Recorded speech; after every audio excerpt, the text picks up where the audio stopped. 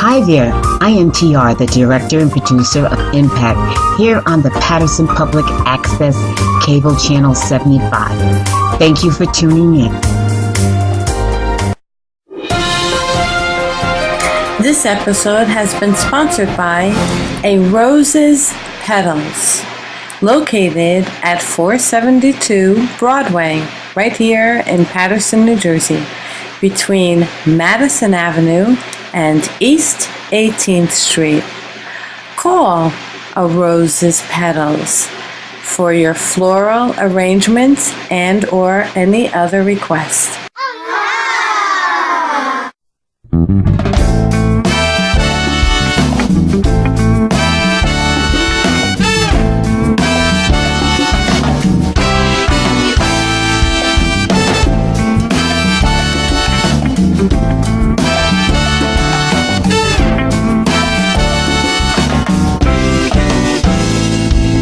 Hello, I am your host, Adele Hicks. Welcome to Impact. Today we'll be talking to Jelonda Thomas-Foster. Yes. Jelonda, tell us something we need to know about you. Wow. I'm born and raised in Paterson, New Jersey. Okay. And the great city, Silk City, we call it. Grew up on Van Houning Street in Paterson. I'm the youngest of 10 siblings. Yeah, 10. I lost my mother at an early age, at the age of 7. Actually, it was on my 7th birthday. Wow. And when normally, kids on their 7th birthday, they're going to their birthday parties. I was going to a funeral parlor. My father, strong man, support with his sisters and his brothers, and the rest of my siblings being older, was also a helping hand in trying to raise me, but not understanding at 7 years old of what was happening, where was my mother, sadness settled in. And when sadness settles in, we all know that it grows to depression. And from depression comes anger. And so from 7 maybe to 14, I developed a anger problem. That's what the school said and the teacher said.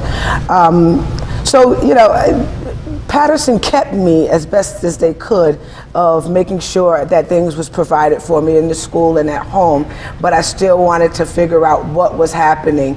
One thing I learned about anger is if it's not tamed or if you don't tame it, it grows. Really? And it grows really big. It's like a python. It will coil itself around you and squeeze the life out of you. And I went to Edward W. Kilpatrick here in Paterson. I know it. And then from there I went to school number 6.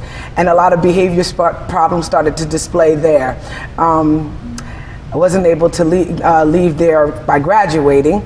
I kind of got kicked out of there, and wow. I went to school 21. And again, the anger of not knowing what was happening in my life and what was happening at home, because we didn't talk about it. Mm-hmm. No one told me that what cancer was, and that was the disease that took my mother. Okay. All I know is that I wasn't going to see her anymore.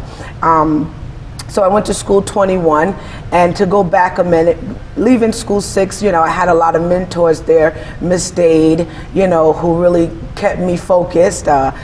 Miss Irma Jones, she kept me focused, and I was a little girl. Yeah. And there was a few teachers who didn't pour so much life in me and told me I had 2 roads I was going. It was either going to be dead or in jail. Wow. And the way I was going, fighting and just being out there doing what I wanted to do when I wanted to do it, and not following my parents' guidance and siblings' guidance. That was the road that I was going down. So she really didn't tell a story. But in school 21, I kind of started shifting a little bit, and went to Eastside High School, the Mighty Ghost, where I graduated from.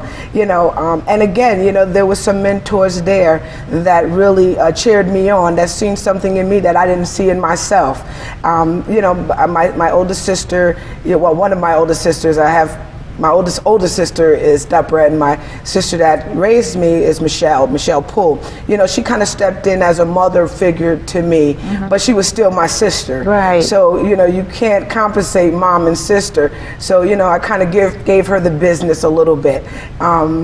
So just growing up, it was pretty rough, trying to figure out this thing called life without a mother, not understanding what I was walking into when I was going into womanhood or preteens, not wanting to be a burden on, you know, my sister and her. She was just getting married and just had a daughter, and I had to live with her because my father began to mourn for his wife. All right. You know, and he couldn't handle the pressure that was put on him as far as, you know, raising all of these children and really mourning the love of his life. Well, what brought you to fostering? Is that what led you to be a foster parent? You know, it's all like in a nutshell of how it happened. At the age of 18, I didn't want to abide by my sister's rules, so she kind of kicked me out. So I was homeless. Yeah, I was homeless. And because I chose to do my own thing, and you couldn't live under her roof doing your own thing. She did things in order. And I went to an agency, Children's Aid and Family Services, and my brother Burnell, he introduced me to this agency. He was working there. And I went there and, you know, I asked him, you know, are they hiring? And they said I was too young. I was not old enough to work with fragile children. So I said, well, just allow me the opportunity to come and volunteer. Wow. And they allowed me to come and volunteer, and I volunteered there for 1 year without pay. And when I walked into this program, I seen little girls, and there was little girls in there, there's 8 little girls in there that didn't have a mother or a father who gave them up for adoption. And now, don't get me wrong, adoption is not a bad thing. You know, sometimes when you can't do it, sometimes you kind of free them to be able to grow up and be successful. I walked into this home, and for a whole year, I was there volunteering. And after the year, I turned 19 years old. I was asked to come on as full-time staff, and I've been there for 21 years. Oh my. Yes, so I've worked in the pre-adoption agency, Children's Aid and Family Services, for 21 years with fragile, abused children and neglected children. So once I got married to my wonderful husband, my wonderful husband, Matonda, you know, I was in a group home, and you know, some of the kids were leaving, they were moving on, being adopted, and I had 4 little boys that were still there that had no place to go. And I was offered another position in another program with young adults, 18 to 21. And these young men looked at me and said, "You're just like my mother. Wow, yeah. How dare you get up and leave?" And I could not leave and leave them just like their mother did. So I went home with the sad puppy dog eyes and said, "Honey, what am I supposed to do?" You know, and he said, "Well, what is it that God is telling you to do?" And I said, "Well, you know, right now we don't have the space for them, but if we can, what can we do?" He said, "Well, continue to work there." I said, "There's something else that they need. You know, we want to prepare them for real life and not the group home mentality." And what we did was, you know, we had a 2-bedroom apartment at the time, and we took 2 young boys in from the group home. We moved them into the master room, and we had the regular room. We put bunk beds in there and fixed it up nicely for them, and we took the smaller room, and that happened for maybe about 2.5 years. Now, did you have your own child by then? Because you do have one. No, I did not. Okay, I did not have this my was own before child. you had your own. So I've actually been doing foster care for about 10 years now. God bless you. Yes, for about 10 years now. And I call it service. You know, we served. The Bible talks about this, you know, take care of the orphans. Yes. And we wanted to do just that. And with the little that we had, God made it much. And from there, my husband said, "We're going to move up the hill." And in another 2 years, he moved me into a 6-bedroom house. Wow. Hallelujah. Yes, where God was able to, you know, enlarge our territory because we was faithful over the little that we had. And then we brought in 5 foster children. At the time, 1 was adopted and in our home, and we adopted the other 4. So I have 4 teenage sons that we adopted, and I am also a foster parent for a 13-year-old son who we're in the process of adopting. You are such an inspiration, and so is your story. Yes. And would that all foster parents would be of the mentality that you are, and your definitely blessed to have the husband who is supportive of you. Yes. And you know, well, you know, it's the father, you know, the father figure in there. Yeah, we did all boys, and you know, I have one little girl, biological daughter. She's 6 years old. Oh, okay. So she calls them the princess and the frog. That's the house, you know, the princess and the frogs. And you know, it's so wonderful to watch them give her everything that they desired growing up. You know, from making sure that, you know, they get there sometime before we can get there when she scratch her knees or sneeze. It's so evident that there's a lot of love going on in your house, and basically, excuse me, probably because of the love that you've given these children who weren't your own. So when we come back, I want to talk about that. I want to expand about that a little bit and talk about what you feel is the greatest thing that foster parents can give to their foster children. Wonderful. And not only the spirituality, but what's the one ingredient that it takes to have a good foster relationship. Yes. So yeah, hold that thought, and we're going to be back momentarily. Wonderful. Okay.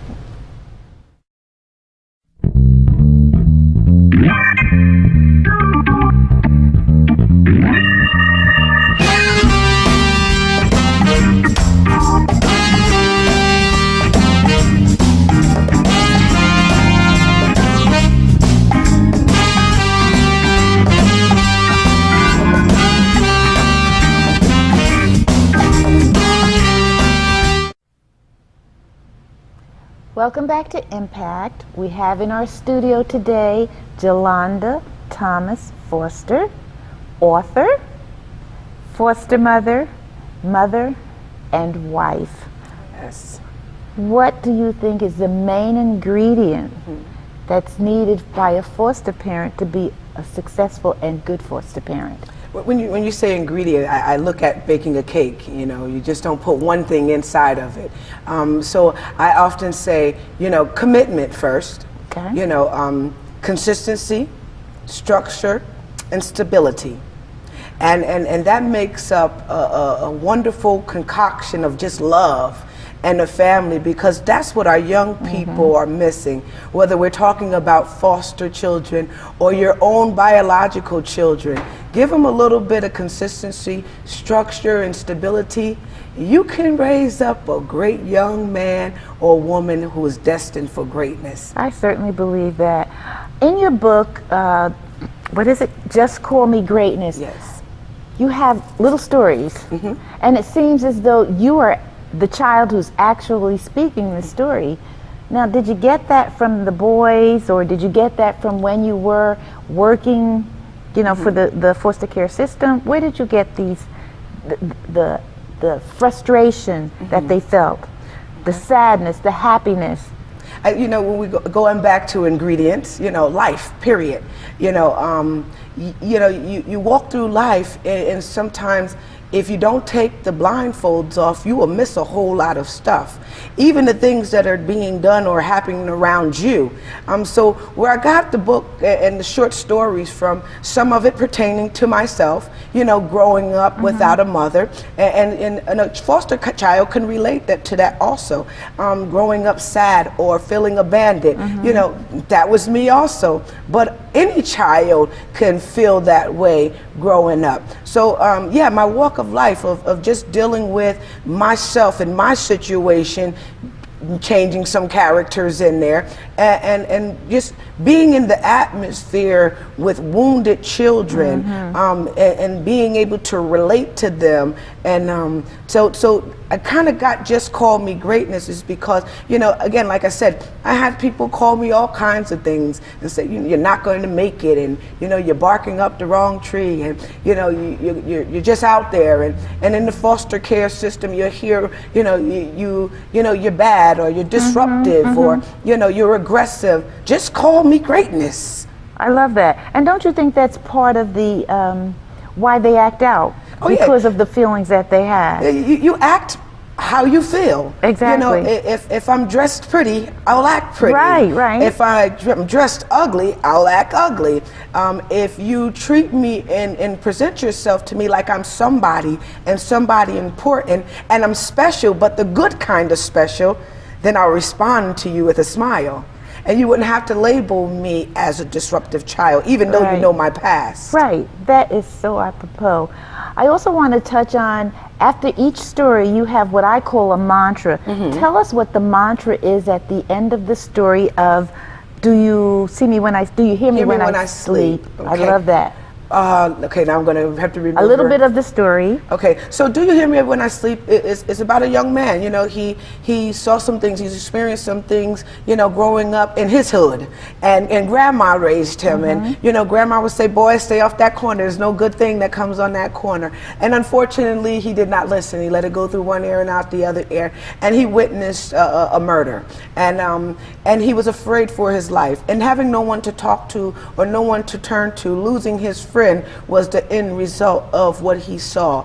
And you know, he had to go through a lot of changes of holding on the insides, things that was preventing him from moving forward, reaching his goal, because he was afraid to go outside. He was afraid to talk about the things that he experienced. Fear of the people that did the crime was going to be after him. And so going through getting help and asking for help, at one point his grandmother noticed that he really was in desperate need of help because she was losing her grandson. He decided to go and get help. And at the end of every story, what I do, I like to try to wrap it up to encourage our young readers, or our readers in general, to not to hold on to your past, and don't allow your situation to dictate your future. So the module in the back of this one is, oh gosh. Overcome. Fear. You know, you have the power to overcome fear. So I want them to speak to themselves and say, I have the power to overpower my fear. And that's what we missed today. We have to start speaking life into ourselves. So at the end of each story, and I read the book a million times and still forgets the modules at the end, but I have the power to overpower my fear. I have the power to overpower anger, and whatever it is, you have to speak that thing into yourself and believe it, because if we wait around and wait for somebody to speak it to us, they may be dealing with things on their own and need that same word. So I want to give them at the end of each story something that they can carry with them while they're letting things go. And I think that's so wonderful and so apropos. Somebody told me a long time ago that if you keep calling a child a little big head boy, or slap him upside the head and tell, you know, you just don't know what you're talking about. Exactly. The child grows up to believe that. That's why I love at the end of each of your stories, there's something so uplifting, so encouraging to let the child know you are more than what you may imagine you are. And that's what I liked about that. Sometimes you sound like you're a preacher.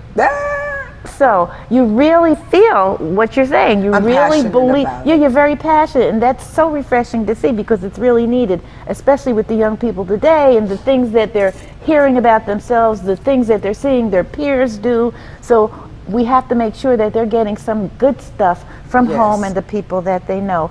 I wish we had so much more time to talk to you, because I enjoy talking to you so much. And I know those boys are so blessed, and they know they're so blessed. And I know the little princess is very happy. Yes, she is. Just give a word of encouragement to other people or other parents, other foster parents, or anybody who is contemplating being a foster parent, before we sign off. You know, again, you know, sometimes we wonder, you know, I don't have enough space, or I don't have enough time. You know, our young people don't need a lot of space, and you have just enough time. If you have enough time just to speak life into them, if you have enough time to just hug them, if you have enough time to tell them to pull up their pants and put on a belt, you got enough time.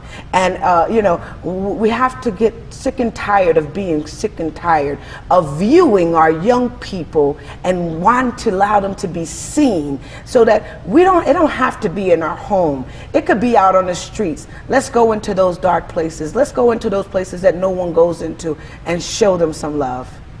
I thank you so very, very much. We're signing off for tonight.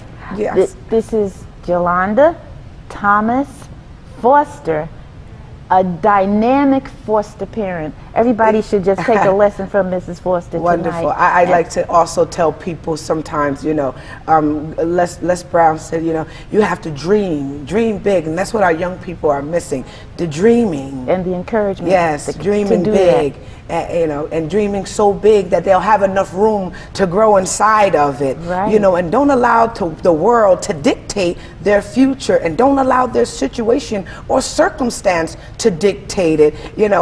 Any great achievement comes with time. Excellent. Yes, so I'm excited about our young people's future. I'm excited about the city of Paterson. I'm excited about being a part of the city of Paterson. And they often say, is there any good thing that comes out of Paterson? And I raise my hand and I stand up tall and say, here I am. And there you are, and thank you so much. I have to applaud you. I am so happy that you came on. I hope you can come back. I'm going to tell our listeners, if you want to hear more about Miss Foster, please go to our website. You'll see it at the bottom of your screen. We enjoyed having you on Impact tonight. I hope you come back. Yes. Let me give you a hug. Wonderful. Thank you. Thank you so much for allowing me to come. You're welcome.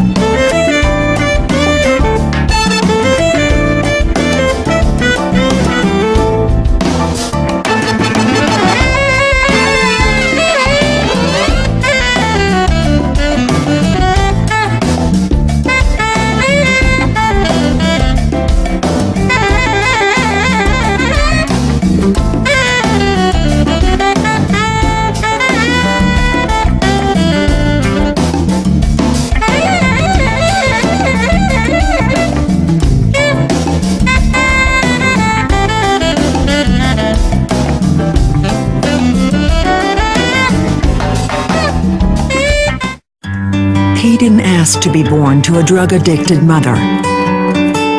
He didn't ask to be homeless half the time and hungry all the time. He didn't ask to be made a ward of the state. And now, he's just asking for a warm and secure place to stay and a shot at a better life. Open your heart to foster care.